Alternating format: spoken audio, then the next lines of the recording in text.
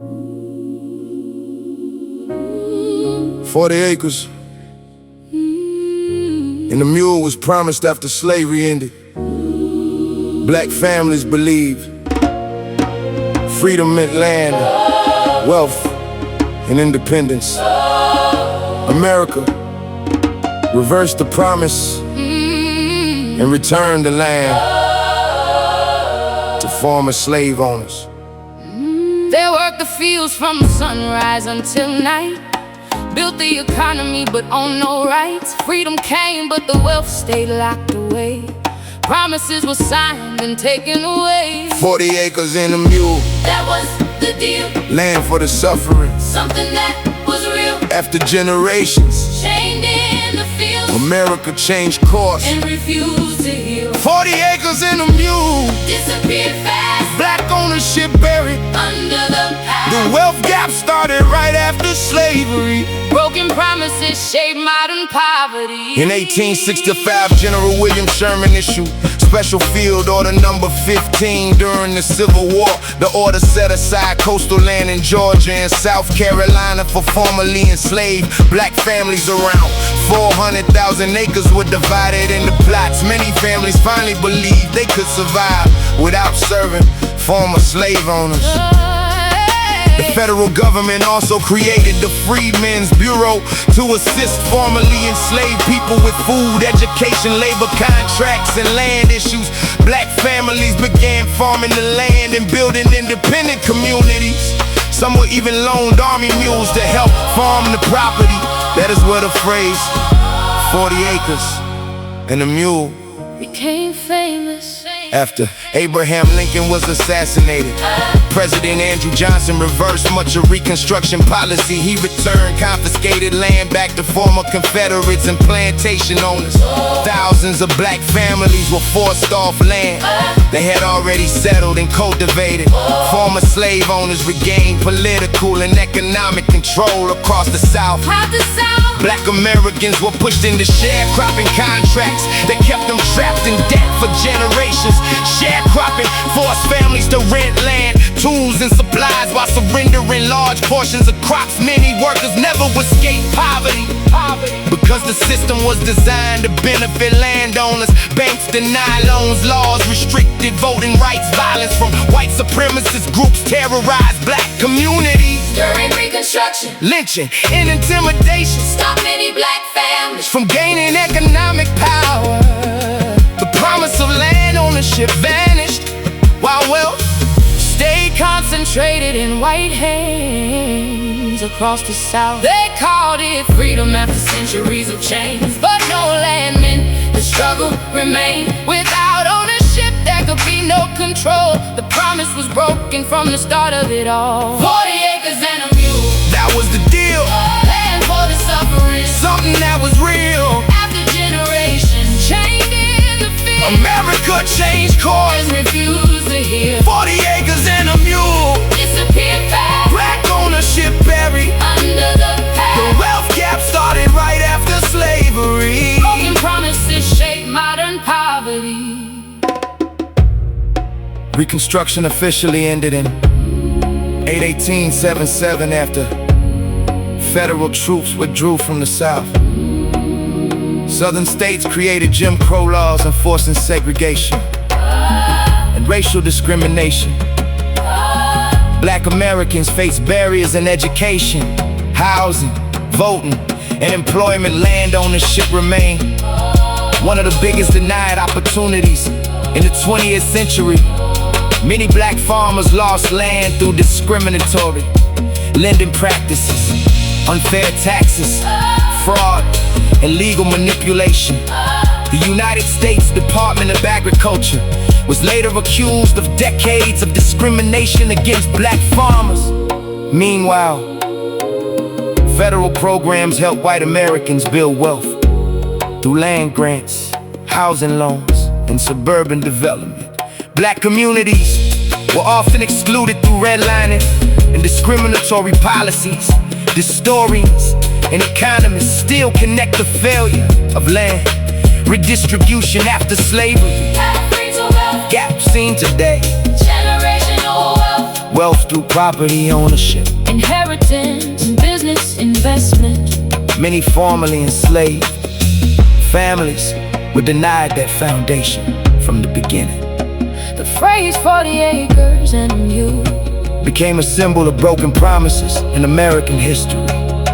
It represented the idea that freedom without economic support leaves people vulnerable. The land Was never fully delivered. The opportunity was delayed for generations. No land, No power, no power, no wealth, no power, no control. promises made in history. Still affecting people now. No. From Reconstruction to redlining, from sharecropping to discrimination, the struggle for economic justice, Continue. because the promise was never fulfilled. 40 acres and a mule Became one of the clearest examples of America reversing the commitment to formerly enslaved people. The effects of that decision still shape conversations about race, wealth, and justice today.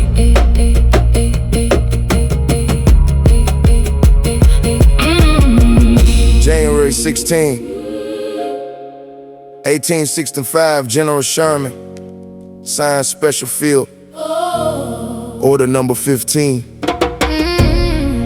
400,000 acres for free black families, 40 acres, each a mule.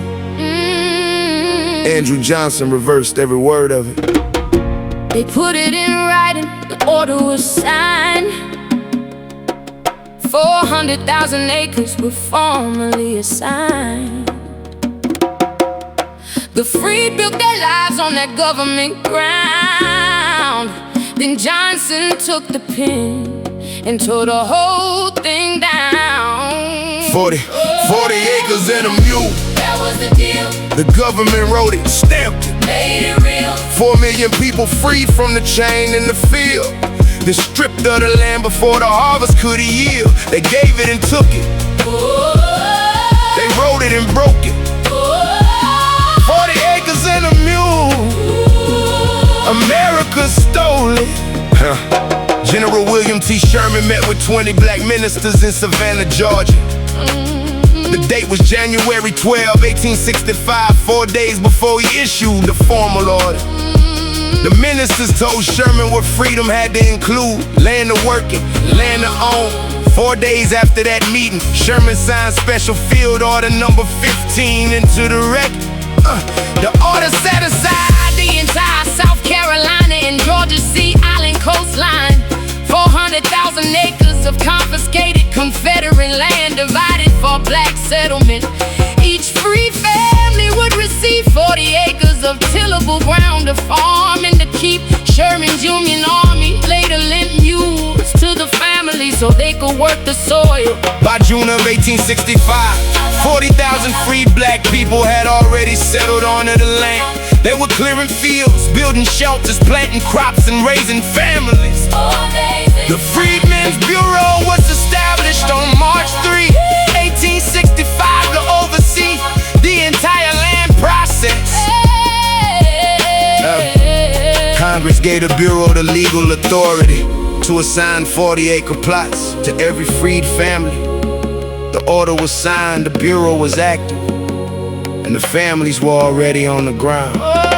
They put it in writing, the order was signed. 400,000 acres were formally assigned. The freed built their lives on that government ground. Then Johnson took the pen and tore the whole thing down. 40 acres and a mule. That was the deal, The government wrote it, stamped it. made it real. 4 million people freed from the chain in the field. And stripped of the land before the harvest could yield. They gave it and took it.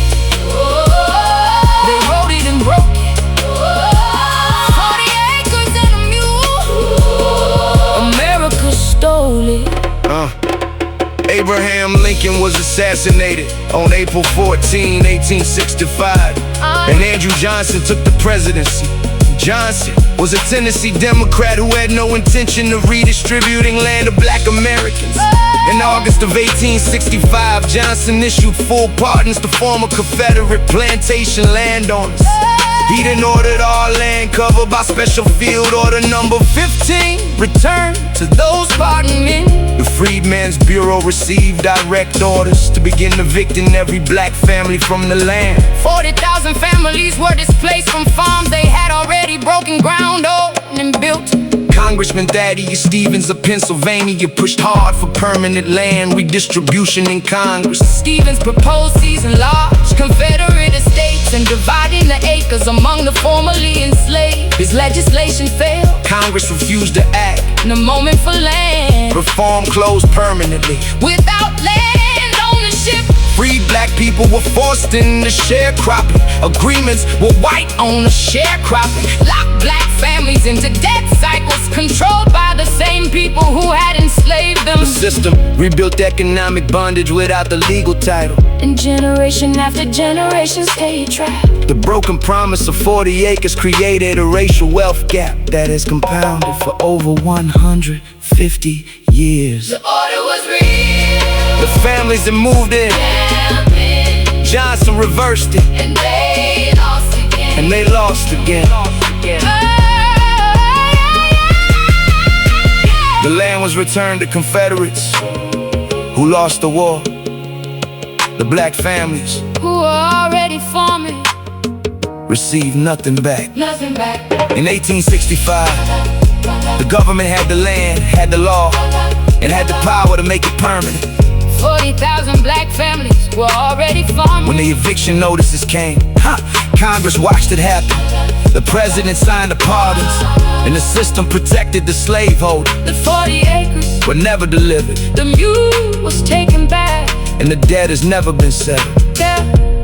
This is not a metaphor, and it is not an interpretation. It is documented in the official record of the United States government.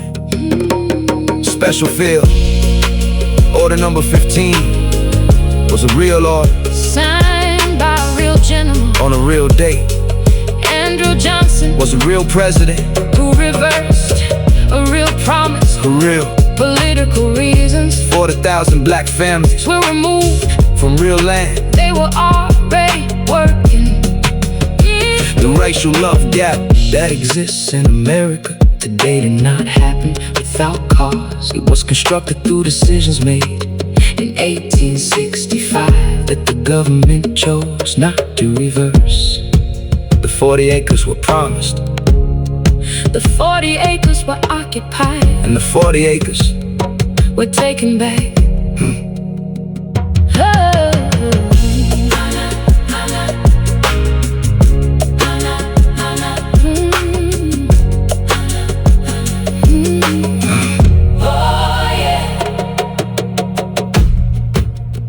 January 16, 1865, General Sherman signed special field order number 15. For 400,000 acres for freed black families. 40 acres, each a mule. Andrew Johnson reversed every word of it. They put it in writing, the order was signed. 400,000 acres were formally assigned. The freed built their lives on that government ground, and Johnson took the pen and tore the whole thing down. 40